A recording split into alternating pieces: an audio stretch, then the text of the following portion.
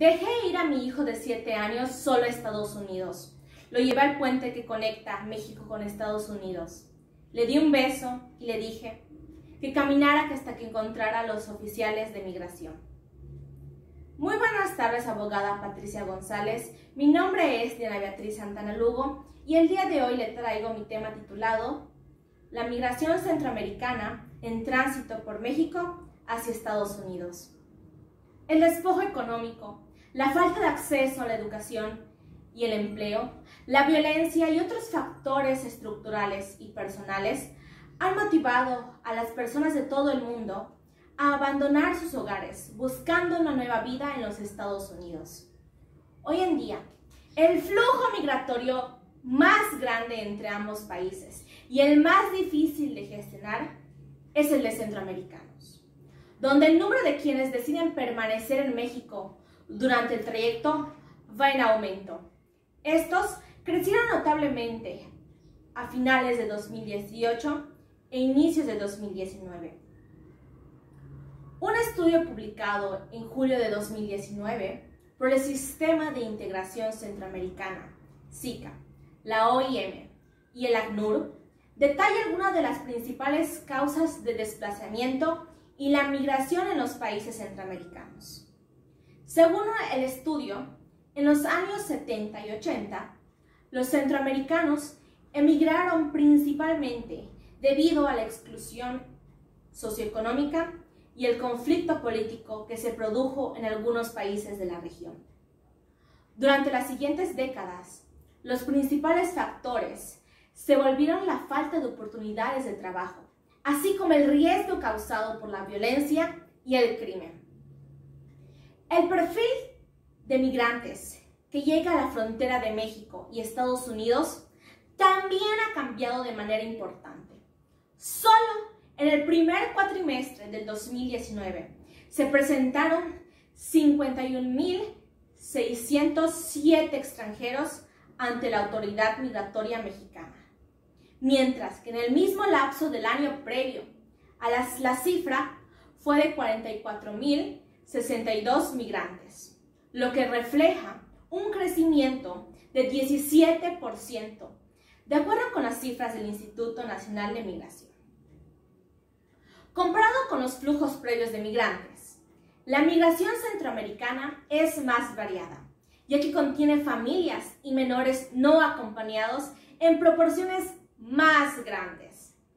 En el año fiscal 2013, el 4% de las detenciones en la frontera México-Estados Unidos eran unidades familiares, comparados con el 56% en los primeros meses del año fiscal 2019. Al mismo tiempo, el porcentaje de aprehensiones de menores no acompañados se ha mantenido constante entre 11 y 14% durante el año fiscal 2018.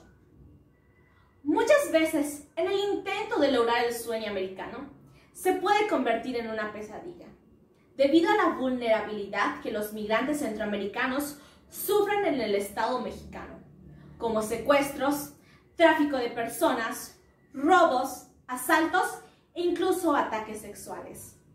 Tamaulipas es uno de los estados más peligrosos en México.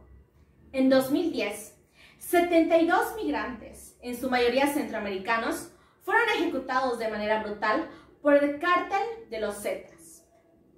Para agosto de 2019, Ángeles y su familia viajaban en un autobús, el cual fue abordado por 8 criminales, quienes los mantuvieron encerrados en casas donde había más gente secuestrada.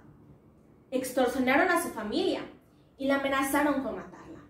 Su esposo fue golpeado y no se sabe si sigue vivo o está muerto. Por otro lado, algunos padres apuestan a sus hijos mientras ellos esperan en México respuesta a su proceso de asilo en Estados Unidos. Fernanda, una hondureña de 27 años, decidió enviar sola a su hijo a Estados Unidos porque no podía verlo más sufriendo, dormir a la intemperie, comer de lo que les regalaban y no poder mandarlo a la escuela.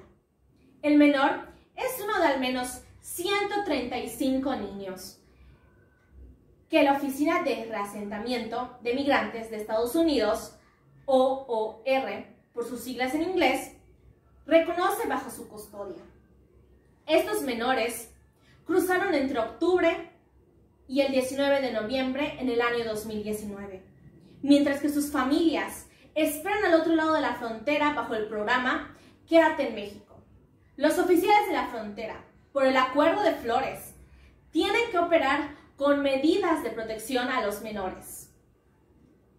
Doe Stephens renunció a su trabajo como funcionario de asilo de Estados Unidos y ahora es uno de los más reconocidos críticos del programa Quédate en México, al que considera ilegal e inmoral, puesto que Estados Unidos regresa a los migrantes aun cuando sabe que las ciudades fronterizas son conocidas por sus altos niveles de violencia y peligrosidad. Además, comenta que el sistema está diseñado para evitar que la gente pase las entrevistas e incluso el obtener asilo es equivalente a un juicio civil en Estados Unidos. Pero los migrantes no tienen los recursos ni los abogados para presentar las evidencias necesarias.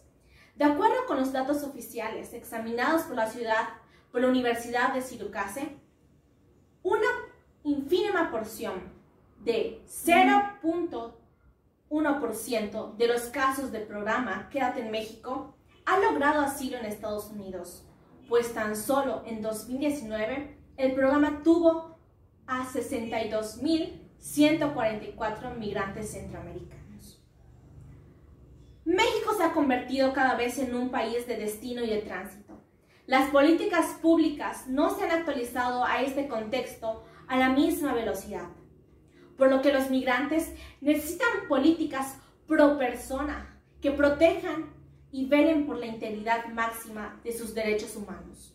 Además, las autoridades mexicanas y estadounidenses deben de trabajar en conjunto con todas aquellas instituciones internacionales que atienden materia de migración y asilo. Así, evitar que millones de familias centroamericanas se destruyan. Gracias.